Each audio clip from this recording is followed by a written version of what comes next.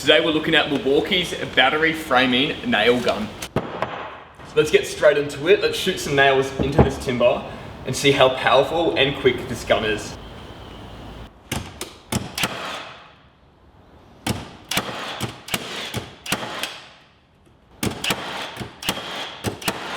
This thing has some power. That was single fire mode. That wasn't automatic. We'll try that in a second. But as you can see, one of these nails are sticking up by about 5 mil. That's not great. We'll look at the replay here. I don't know if it was me just trying to rush it too quickly on single fire mode. Let's switch it around and let's see how fast it can drive these nails into this pine.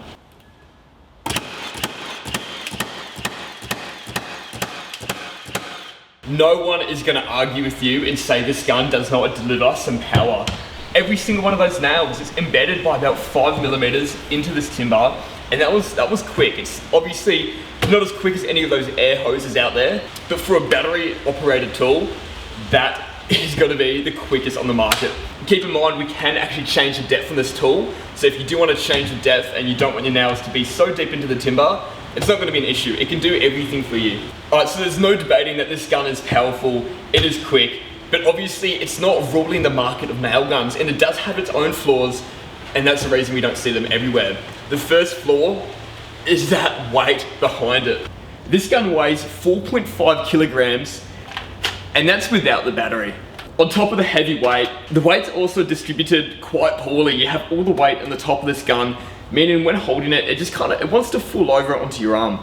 It's not well balanced, and that makes it feel even heavier, and it will be a workout if you're using it above your head. For that reason, I don't think you could use this as an everyday framing gun. You'll still need to whip out air hoses, but if you're doing small jobs and small parts of framing here and there, this gun probably isn't going to be too bad. So this gun's quite different for me. I've used that DeWalt nail framer for a couple years. Now I'm back to the Pazzo nail gun. I have a lot of experience between those two, and this gun, it's quite unique in a few different ways. First thing you'll notice is when we're shooting our timber, we don't have a charge up sound. We have that sound in the DeWalt because it's got a fan. It's got basically a wheel which spins around until it has enough speed to push that pin and shoot the nail out. We don't have any of this, which wigs my brain out a little bit. I'm used to having my gun up against timber, and I hear that sound, which is an acknowledgement that I'm actually about to shoot a nail. This kind of startles me as you have the teeth pushed back, finger on the trigger, ready to shoot, and there's no sound until that nails into the timber.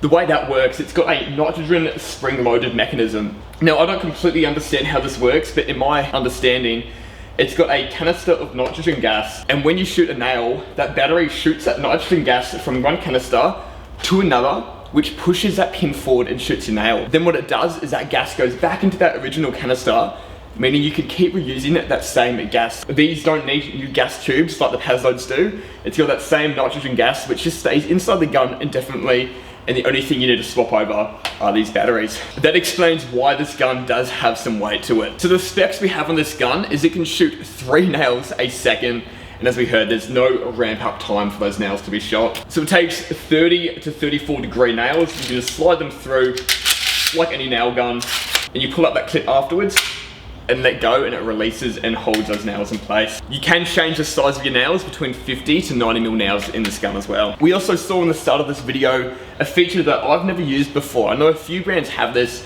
but what this is an on and off button.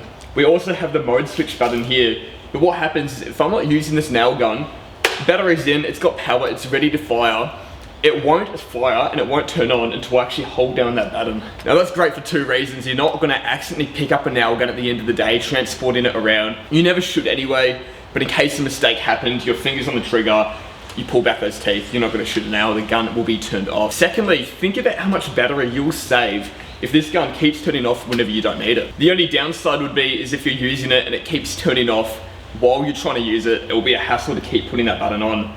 Let's go time it. I want to see right now how long it takes until this gun turns itself off. I went to make myself a coffee and I thought this timer would have been done before I came back. We're at 16 minutes now, the gun's still on. I should have done this to start with, this is on me. The gun stays on for 60 minutes. For 60 minutes. So I think the only time this is going to come in handy is if you put it away in your truck at the end of the day and you forget to turn it off. Something I love about this gun, where a few, mainly one brand, has got completely wrong, but Milwaukee has it's got two rafter hooks. We've got the smaller one on the inside, which is perfect to slip onto your nail belt. That is essential. You need a nice secure fit. Keep in mind though, I don't really know if I want this heavy 4.5 kilogram gun hanging off my nail belt all day. That's not too bad.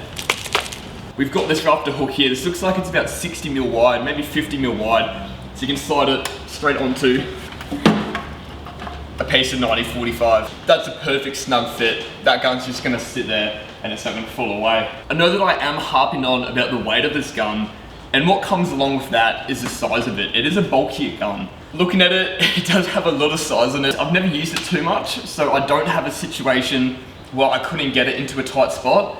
But I wouldn't be surprised if that is a problem that arises in the future. In terms of pricing, you can get the gun skin alone, no batteries, for $713 AUD. That's probably around $400 to $500 for the US viewers here. Better than that though, for $988, you can get it with 2 batteries and a charger. Right now I am running one of Milwaukee's. This is a 6 amp 18 volt battery. It is an 18 volt tool, so I wouldn't recommend getting bigger than this. Obviously Milwaukee have some, I think they've got 12 amps now, maybe even 15 or 16 amps. Milwaukee have some big batteries out there. I don't recommend carrying that with the weight of this tool. I mean, you'll be jacked by the end of the day. You will never have to put your battery back on charge. It will last the whole day. Another note is with the teeth of this gun. It's a bit of a unique design. We've just really got the 2 top teeth up there. Then we have a small space before the nail comes out at the bottom. Something that I prefer that the Paso nail guns do is they have teeth going all the way around where the nail's coming out. And since you've got the teeth the whole way around, you can really scope the center and really eye out where the exact nail is gonna come out from. I know with experience, you will work out where the nail is gonna come out. You will know how to line it up.